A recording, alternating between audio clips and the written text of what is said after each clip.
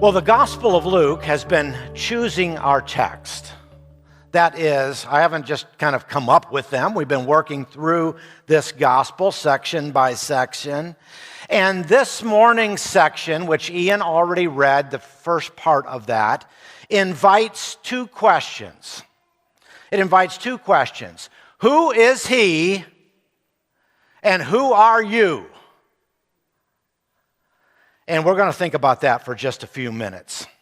The first question, who is he, has been stirring for 9 chapters in this gospel. And it's taken until this moment in chapter 9 to get plainly asked and answered. And the question comes, if you'll notice in our text, that it comes at a moment of prayer. Jesus was with his disciples praying. And I might mention that because almost nothing important in the Gospel of Luke happens apart from prayer. Those important things are accomplished in prayer, and you can see that over and over.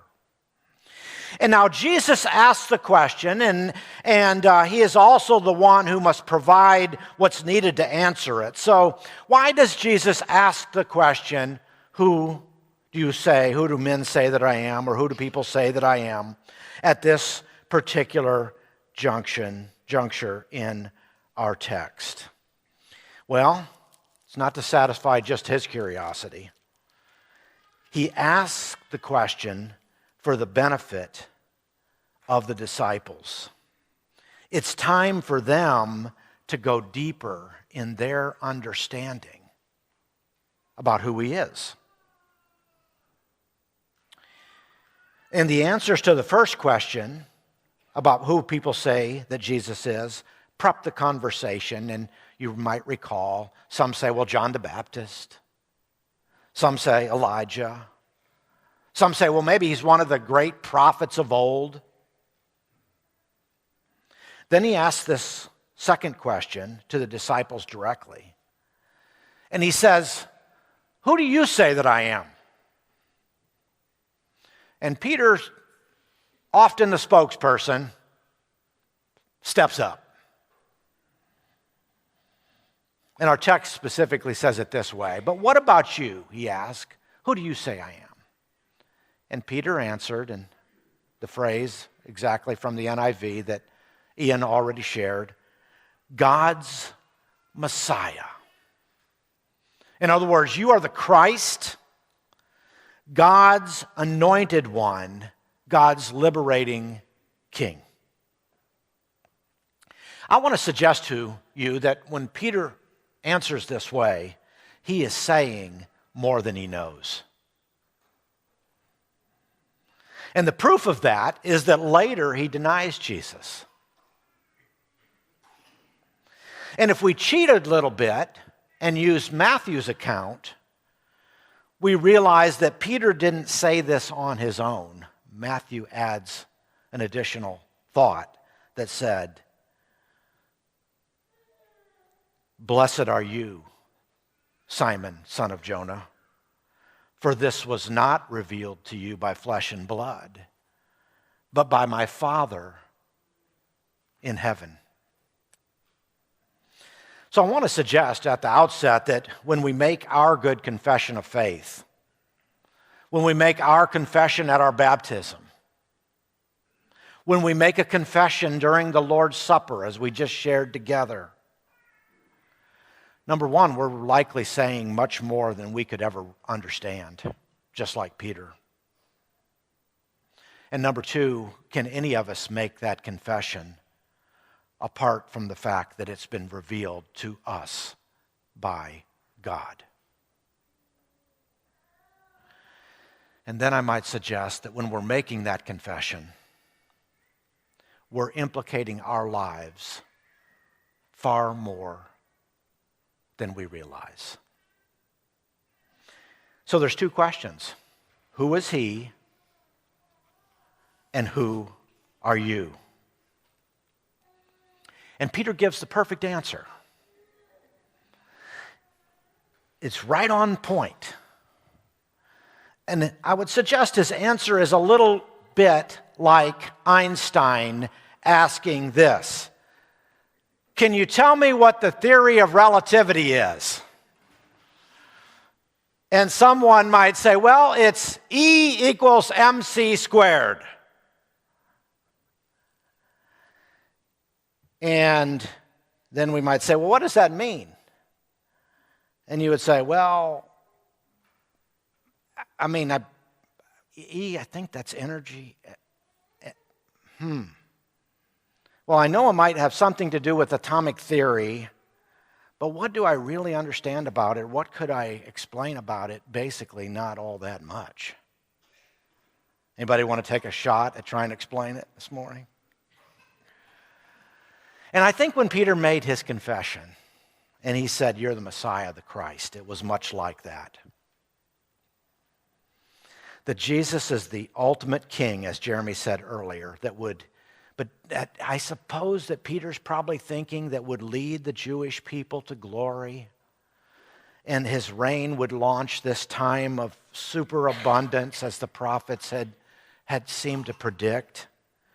And maybe it would free the nation from domination, or maybe free the people of Israel to reign over the entire world, because it's a big title to be the Messiah. What's it mean to Peter? E is equal to mc squared. And this is why, because of this incongruence between what Peter answers and what he really understood, what any of the disciples understood, that Jesus says in verse 21, why don't we just keep quiet about it for right now? Because what they said and what they meant were world apart. And so he explains in verse 22, the Son of Man must suffer many things and be rejected by the elders and the chief priests and the teachers of the law, and he must be killed and on the third day be raised to life. And I want you to see what is highlighted here. It's a shorthand formula that's repeated throughout the Bible, and it includes these things: suffering. And so we think, for those of us who have been around a while and understand our Old Testament, we might remember the suffering servant of Isaiah 53. And to be rejected, and we might think back, and maybe the disciples even could have understood this tie at the moment of those Old Testament predictions that Israel and her leaders would be rejected by the Messiah. Psalm 118 and verse 22. And that he must be killed. And that would have been very, very confusing, because this would have indicated the limits to this revolution that was going on, and was going so well. And so it would have been extremely hard to process. And then to be raised again, what did that mean? That would be unexplained, because the only way, even our text as the way it's written in the original language, would indicate that it's just something that is unexplainable that God must do. You see, Jesus had a whole series of victories in Galilee. And he had shut down his critics with brilliant logic, and thousands of people were being healed, and more were coming, and the word was spreading, and his teaching was magnetic, and it was fresh, and it was transformative, and the disciples were just catching on. He had sent them out, and they'd done some good things, and they were returning to learn more. And now this whole thing about marching into Jerusalem, and it's going to end in death. And you know, this really begins to set the stage for the rest of the Gospel of Luke. We're only in chapter 9. But the rest of the Gospel of Luke is this march or parade to Jerusalem. To follow this Jesus, the Messiah, he's telling these disciples, is to choose the way of suffering and rejection. And suddenly they're thinking, E is equal to mc squared. I'm lost. Now, there's one more phenomenal turn in this story. We haven't read these verses yet, but I want you to see this because this is where I really believe that it begins to implicate us in our identity as we begin to understand the Messiah. As we answer this question, who is he? To name the true identity of Jesus is to then give definition to your own identity. And I want to suggest this morning to give name his identity as the Messiah, the anointed one of God, is if people will stop and think about it, is a question that will force every human being on the face of the planet to think about their identity. And so there's this move from Jesus to you and me, from his identity to our identity, and it all happens in this very text, so I want us to go through it together, and I believe that you might want to pull out your phone and take a picture of these so you can think about them. Maybe if you're in a small group this week, you'll get a chance and an opportunity there. But here are some very important questions where Jesus' identity implicates our identity. The first one is this. Then he said to them all,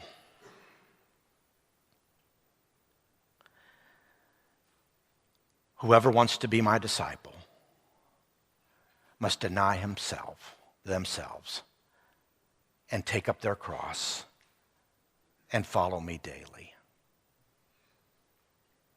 And I have to imagine that those disciples were saying, what have we gotten ourselves into? To die daily, to take up our cross, and to follow Jesus. To no longer live for ourselves, but for him. E equals MC squared. We better pray. And then he suggests to them, as he is drawing his disciples in to what's going to happen to him, and they're going to share in this, can I get 3 fingers up here? 3 trades. And I've defined those this morning as 3 very tempting but horrible trades. And I'm not talking about buying cryptocurrency, okay? Here they are. Verse 24. For whoever wants to save their life will lose it. But whoever loses their life for me will save it. I think in essence, Jesus is saying this to his disciples after sharing all this stuff about him having to suffer and be rejected and die. Trading away, which is their temptation at this point, the agenda of Jesus for your agenda is a certain loss. To live by your own agenda rather than by Jesus's. The house is going to win. The house will wipe you out, to use a gambling term. To be unable to risk your comfort and safety for your obedience to Jesus is the tragedy.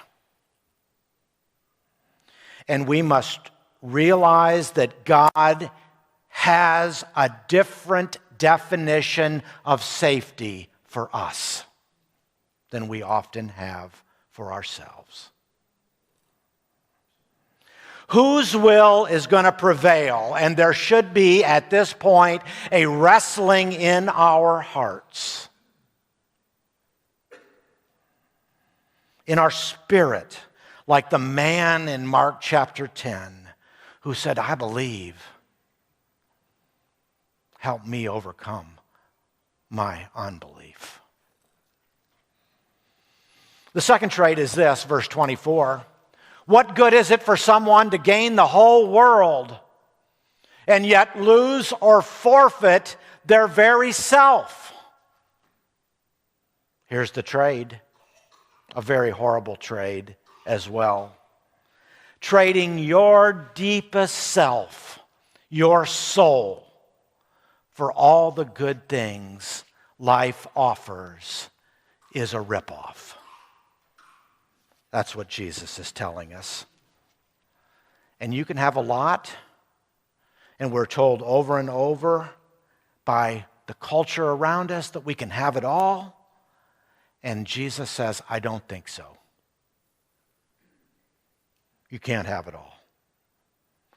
When we have it all, we lose our compass. We lose our bearings. We lose the deepest truth of all, that we are not in control. He owns our soul. To gain a ton of things and lose the most important thing is not in your best interest.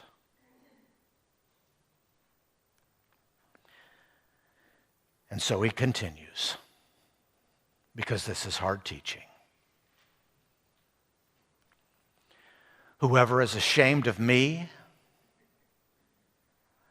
and my words, the Son of Man will be ashamed of them when he comes in his glory and in the glory of the Father and of the holy angels.